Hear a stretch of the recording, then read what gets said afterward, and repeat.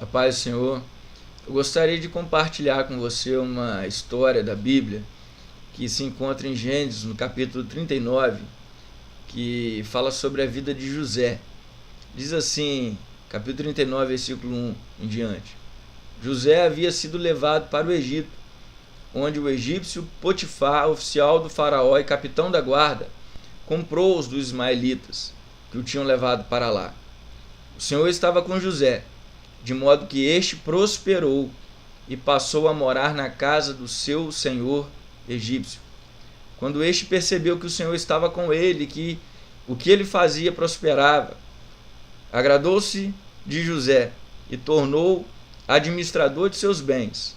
Potifar deixou ao seu cuidado a casa e lhe confiou tudo o que possuía. A Bíblia tem algumas coisas bem interessantes, chega a ser engraçado. Porque quando nós pensamos no escravo, a primeira imagem que vem na nossa mente é da miséria. E José aqui ele tinha sido vendido para Potifar como escravo. Ele chega no Egito como escravo e Potifar o compra. Só que aí a Bíblia diz que ele era um escravo, mas ele era um escravo próspero. A Bíblia mostra que tudo que ele fazia, ele era bem sucedido, Deus abençoava. E José, ele chega na casa de Potifar como um escravo, mas rapidamente Deus abençoa a obra das mãos dele e ele se torna o administrador da casa. Potifar era um oficial da corte de Faraó. Ele tinha uma alta posição e ele tinha recursos financeiros. E José, então, ele passa a administrar os bens desse homem. E José tinha tudo do bom e do melhor. Mas aí o tempo foi passando e a mulher de Potifar coloca os olhos em José. E ela faz uma proposta indecente para ele. Ela pede que ele se deitasse com ela. Mas José fala, eu não posso fazer isso. Porque eu não posso cometer esse pecado contra Deus. Interessante que ele diz que ele não poderia pecar contra Deus. Porque todo pecado é um pecado contra Deus. José, ele era próspero porque o versículo 2 que nós lemos diz, o Senhor estava com José. José tinha uma aliança com Deus. José sabia da aliança que Deus tinha feito com Abraão, com Isaac, com Jacó. Agora, José, filho de Jacó, ele também quer fazer parte dessa aliança. E ele diz não para o pecado, por causa da aliança que ele tem com Deus. Nós precisamos ter aliança com Deus. Quando nós temos aliança com Deus, a aliança é símbolo de quê? De compromisso. Quando um homem bota uma aliança no dedo de uma mulher, ele está dizendo o quê? Eu tenho compromisso com ela e ela tem compromisso comigo. Então nós precisamos ter compromisso com Deus. Se eu tenho compromisso com Deus, não vão ser o que as pessoas fazem ou falam que vão me tirar da presença de Deus. Muita gente diz, eu não vou mais na igreja não, porque o irmãozinho foi lá e me tratou de um jeito que eu não gostei. Eu não vou mais na igreja não, porque o pastor fez um negócio errado. Calma aí, o seu compromisso é com Deus ou é com o pastor? Ou é com o irmãozinho? Porque se eu tenho compromisso com Deus, eu vou na casa de Deus cultuar o meu Deus, porque eu tenho esse compromisso com Ele. De estar na casa dele adorando, de estar na casa dele buscando a face dele, de estar em comunhão com ele, prestando culto ao Senhor, fazendo parte do corpo de Cristo. Ninguém consegue ser corpo fora do corpo. Se eu cortar o meu braço, daqui a pouco o que vai acontecer? Ele vai apodrecer, ele vai secar. O mesmo acontece com as pessoas que saem do corpo, que se afastam da igreja de Jesus, né? Jesus é o cabeça, não tem como você separar a cabeça do corpo. E José era um homem que tinha aliança com Deus.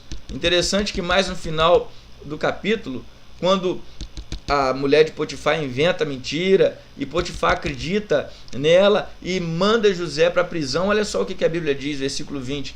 Mandou buscar José e lançou-o na prisão, em que eram postos os prisioneiros do rei. José ficou na prisão. José poderia ficar desanimado, né? Triste. O que me adiantou? Eu tenho compromisso com Deus, mas Deus não tem comigo, deixou eu ser preso, deixou que Potifar acreditasse naquela mulher, foi caluniado, ele poderia ficar lá triste. Mas olha só o que aconteceu, versículo 21. Mas o Senhor estava com ele e o tratou com bondade, concedendo-lhe a simpatia do carcereiro. Por isso o carcereiro encarregou José de todos os que estavam na prisão, e ele se tornou responsável por tudo que lá sucedia.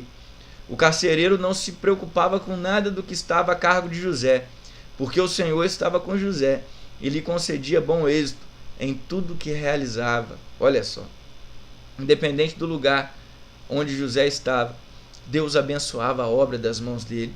O segredo do sucesso não é o lugar que nós estamos. O segredo do sucesso é estarmos em qualquer lugar com Deus, termos essa comunhão com Deus, termos esse compromisso com Deus. É isso que nos torna bem-sucedidos.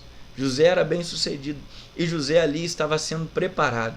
Primeiro, ele administrou ali a casa de Potifar. Agora, ele se torna o administrador da prisão. Mas por que Deus permitiu José passar por isso?